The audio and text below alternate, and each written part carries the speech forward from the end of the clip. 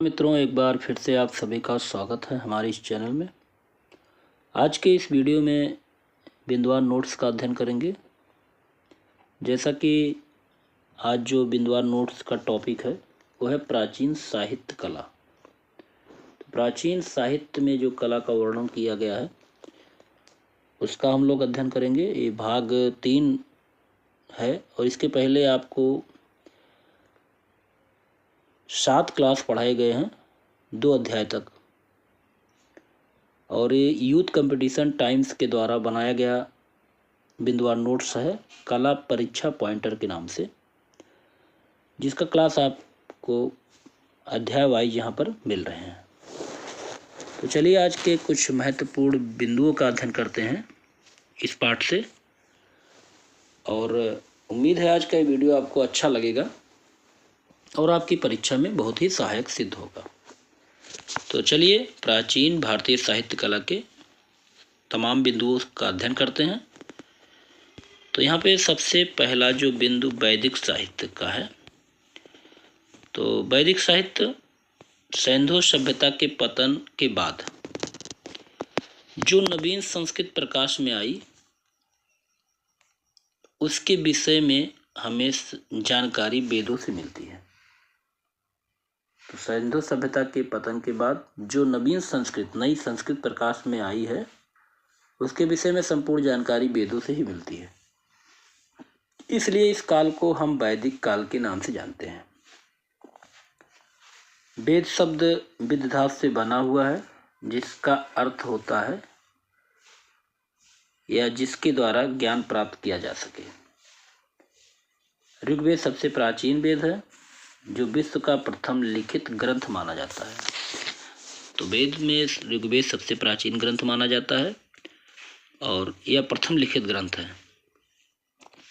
ऋग्वेद के विषय में जानते हैं तो ऋग्वेद में 10 मंडल और 1028 सूक्त हैं। ऋग्वेद में मंडलों की संख्या 10 है और 1028 सूक्त है।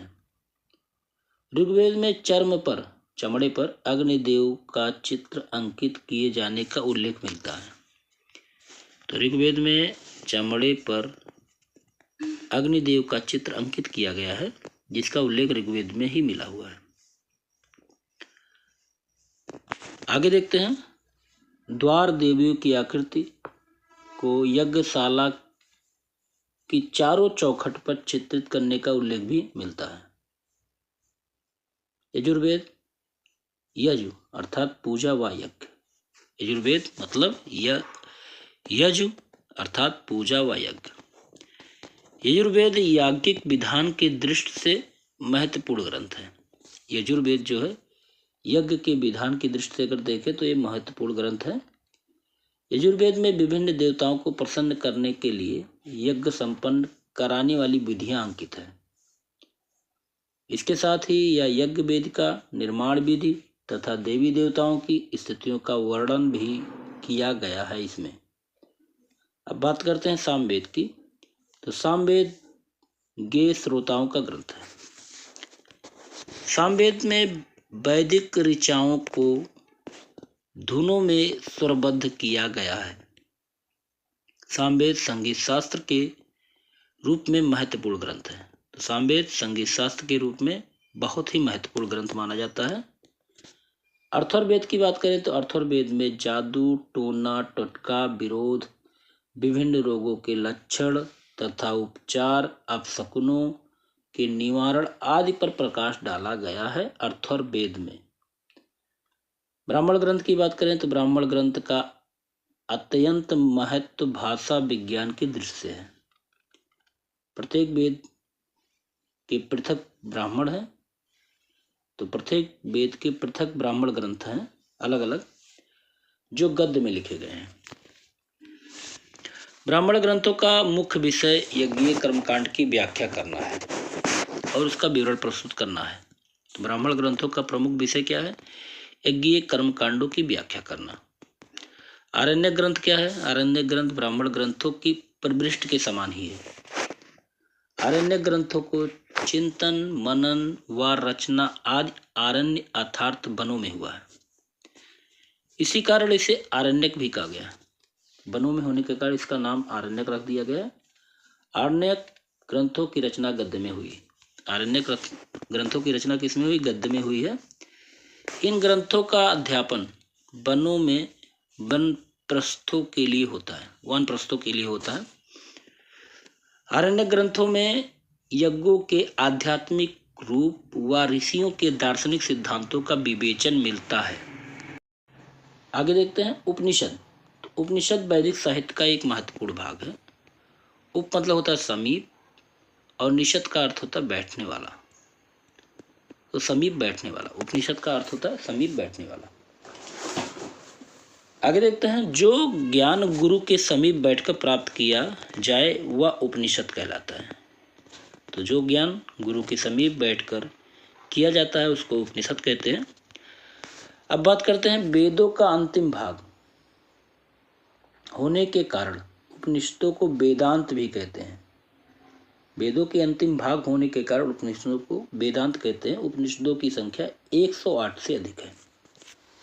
उसमें कुछ प्रमुख उपनिषद हैं। ईश, केन, कठ, प्रश्न, मुंडक, मांडव्य, तैत्तिरीय, ऐतरेय, छंदोग्य और बृहन्नायक तथा श्वेताश्वर, ये प्रमुख उपनिषद हैं। ठीक, चलिए आगे। उपनिषदों के अनुसार कला एक कृत्य है, अभिव्यक्ति है। इसमें सत्य, शिव व सुंदर तीनों गुण का समावेश है। उपनिषदों में ब्रह्म को आनंद स्वरूप रूप को 16 कलाओं द्वारा सुभाषित करने का उल्लेख मिलता है। भारतीय दर्शन में कला को सत्य, शाश्वत, नित्य व अनादि कहा गया है। तो भारतीय दर्शन में कला को सत्य, शाश्वत, नित्य व अनादि कहा गया। चलिए अब सबसे पहले ऋग्वेद देखते हैं। 1100 ईस्वी पूर्व से 500 ईस्वी पूर्व के विषय में। ऋग्वेद 10 मंडलों में विभक्त है और स्तुति मंत्रों का संकलन है। ऋग्वेद में सूक्तों की संख्या 1028 है। 1017 सूक्त हैं, 11 बाल सिल्ले हैं। ऋग्वेद में सर्वप्रथम 2 से 7वें मंडल की रचना हुई थी। ठीक, भारतीय कला दर्शन होता है। सर्वप्रथम कला शब्द का प्रयोग ऋग्वेद में हुआ है। तो भारतीय कला क्या है? दर्शन है। और सबसे पहले कला शब्द का प्रयोग कहाँ हुआ? ऋग्वेद में हुआ। अब यजुर्वेद में आते हैं। यजुर्वेद में विभिन्न देवी देवताओं को प्रसन्न करने के लिए यज्ञ संपन्न करने की विधियां हैं। यज्ञ वेदिका का निर्माण विधि तथा देवी देवताओं की स्तुति को वर्णन इसमें किया गया है। यजु का अर्थ होता है पूजा या यज्ञ। यजुर्वेद याज्ञिक विधान की दृष्टि से बहुत ही महत्वपूर्ण ग्रंथ माना जाता है। तीसरा है सामवेद। सामवेद के पद गेय के रूप में है। सामवेद में वैदिक ऋचाओं को ध्वनियों में स्वरबद्ध किया गया है। इनको उद्गाता पुरोहित गाता है। यह संगीत शास्त्र के रूप में महत्वपूर्ण ग्रंथ माना जाता है। सामवेद की 3 शाखाएं हैं। सामवेद की कितनी शाखाएं हैं? 3 शाखाएं हैं, कोथुम, रणायनीय और जैमिनीय। अब आते हैं अर्थर्वेद। अर्थर्वेद में जादू टोने, विभिन्न रोगों के लक्षण, उपचार, अपशकुनों के निवारण आदि पर प्रकाश डाला गया है। अर्थर्वेद में कुल 20 अध्याय हैं। कितने अध्याय हैं? 20 अध्याय हैं। अर्थर्वेद की 2 शाखाएं, रौनक और पिप्पलाद, ये अर्थर्वेद की शाखाएं हैं। ब्राह्मण ग्रंथ 1000 ईस्वी पूर्व से 800 ईस्वी पूर्व के विषय में जानते हैं। तो ब्राह्मण ग्रंथों में विभिन्न कर्मकांडों का वर्णन मिलता है। वेद मंत्रों के अभिप्राय को भी स्पष्ट ब्राह्मण ग्रंथ में किया गया है। यही कारण है कि प्रत्येक वेद तथा उसकी शाखाओं के अपने अपने ब्राह्मण ग्रंथ हैं। ब्राह्मण ग्रंथ गद्य में है तथा संस्कृत ग्रंथ के प्राचीन रूप के रूप में भी दिखाई देता है। आरण्यक की बात करें 1000 ईस्वी पूर्व से 800 ईस्वी पूर्व के में देखते हैं। आरण्यक ग्रंथों का मुख्य विषय आध्यात्मिक तथा दार्शनिक चिंतन है, इसलिए आरण्यकों को रहस्य भी कहा गया है। इन ग्रंथों का पठन पाठन जंगलों में होने के कारण इसका नाम आरण्यक रखा गया है। उपनिषद की बात करें 800 ईस्वी पूर्व से 600 ईस्वी पूर्व की, तो आरण्यकों में जिन आध्यात्मिक, दार्शनिक तथा अलौकिक विषयों पर चिंतन की शुरुआत हुई थी, उसी के चरमोत्कर्ष उपनिषद में हुई है। उपनिषद गद्य और पद्य दोनों में मिलते हैं। कुछ महत्वपूर्ण उपनिषद हैं। प्रश्न: मांडव्य, केन, तैत्तिरीय, छंदोग्य, बृहदारण्यक और कौशिकी उपनिषद गद्य में है। ईश, कठ तथा श्वेताश्वर उपनिषद पद्य में है। रामायण की बात करें 600 ईस्वी पूर्व से 500 ईस्वी पूर्व। रामायण हमारा आदि काव्य माना जाता है। रामायण की रचना महर्षि वाल्मीकि ने की थी। संस्कृत साहित्य में वाल्मीकि रचित रामायण को आदि काव्य तथा वाल्मीकि को आदि कवि कहा गया है। रामायण में कला के अर्थ में शिल्प शब्द का प्रयोग हुआ है। शिल्प शब्द के अंतर्गत गीत, नृत्य, वाद्य, चित्रक्रम आदि सभी ललित कलाओं के अंतर्भाव हैं। रामायण में कुल 24,000 श्लोक हैं। रामायण में 7 कांड हैं: बालकांड, अयोध्याकांड, अरण्यकांड, किष्किंधाकांड, सुंदरकांड, युद्धकांड, इसको लंकाकांड के नाम से भी जानते हैं, और उत्तरकांड। भाव व भाषा की दृष्टि से रामायण पूर्ण परिष्कृत ग्रंथ है।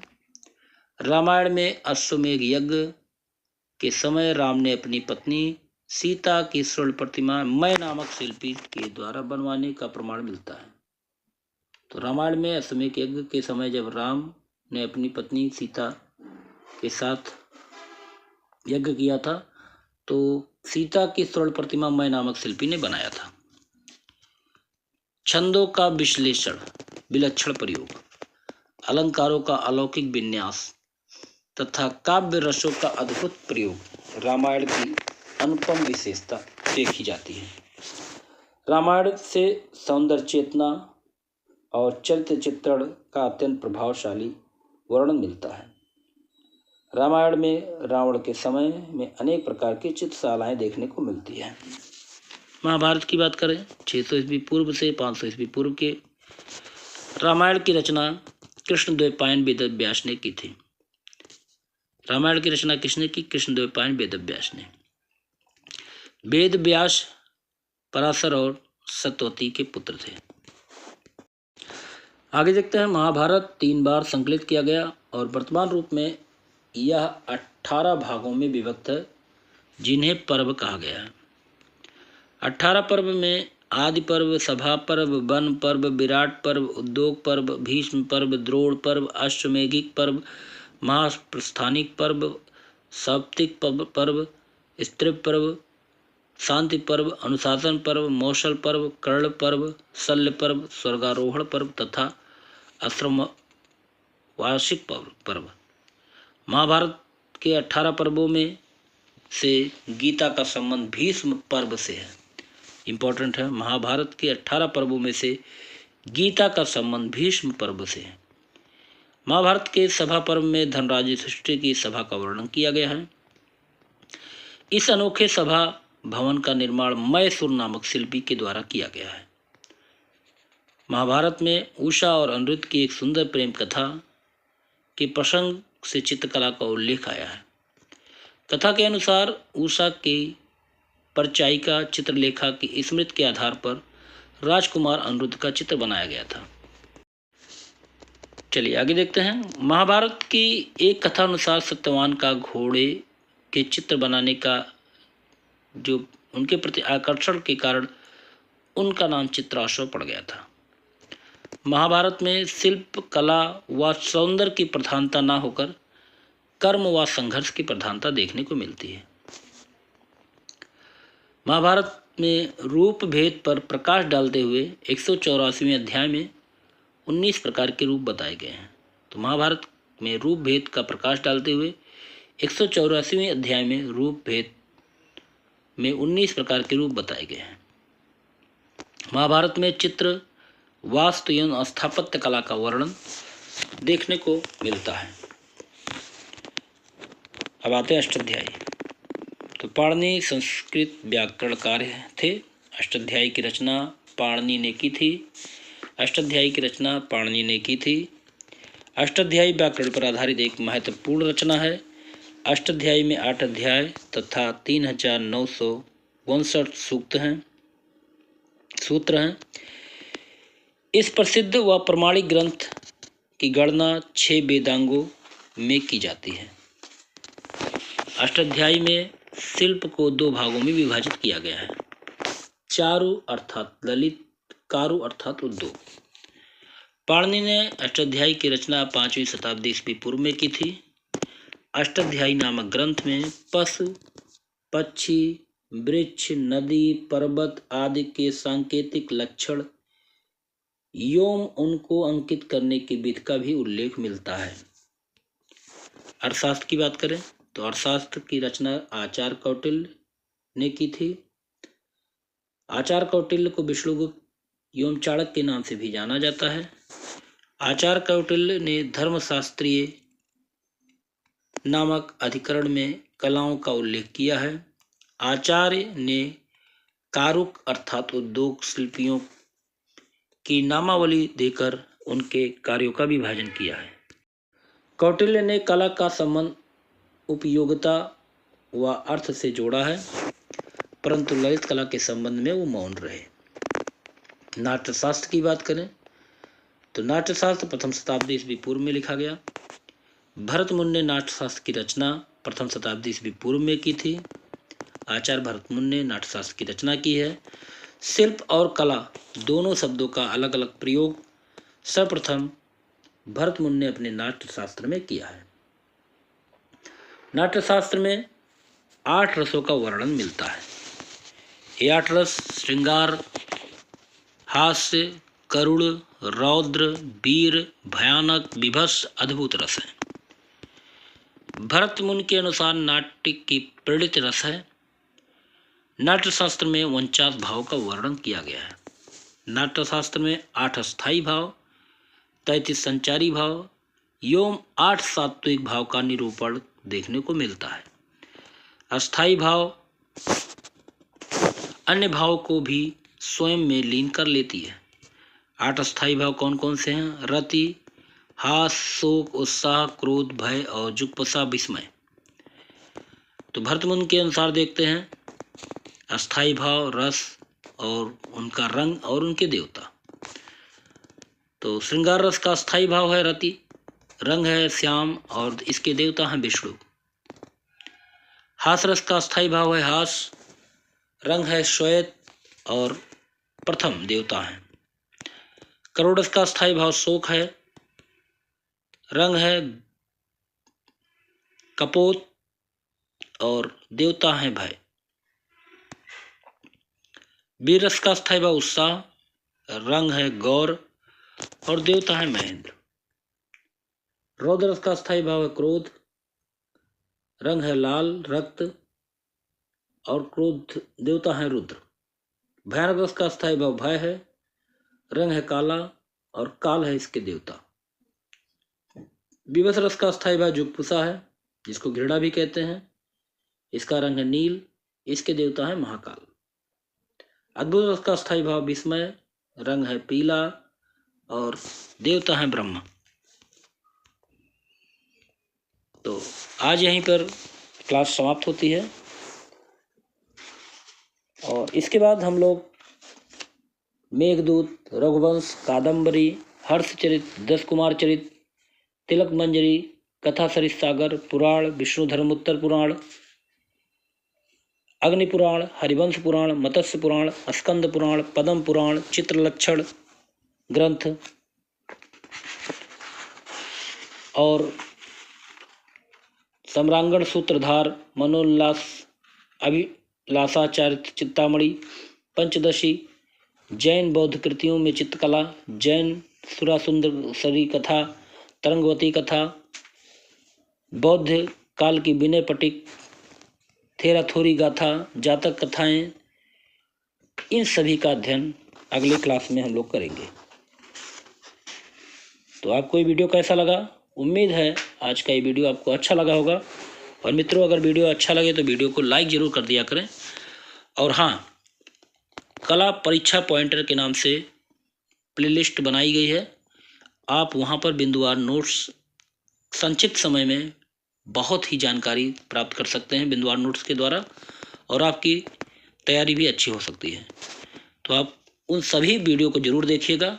कला परीक्षा पॉइंटर के नाम से प्लेलिस्ट बनाई गई है, आप इन वीडियो को जरूर देखें और प्रैक्टिस सेट हल करते रहें। अगले वीडियो में फिर मिलते हैं। नमस्कार।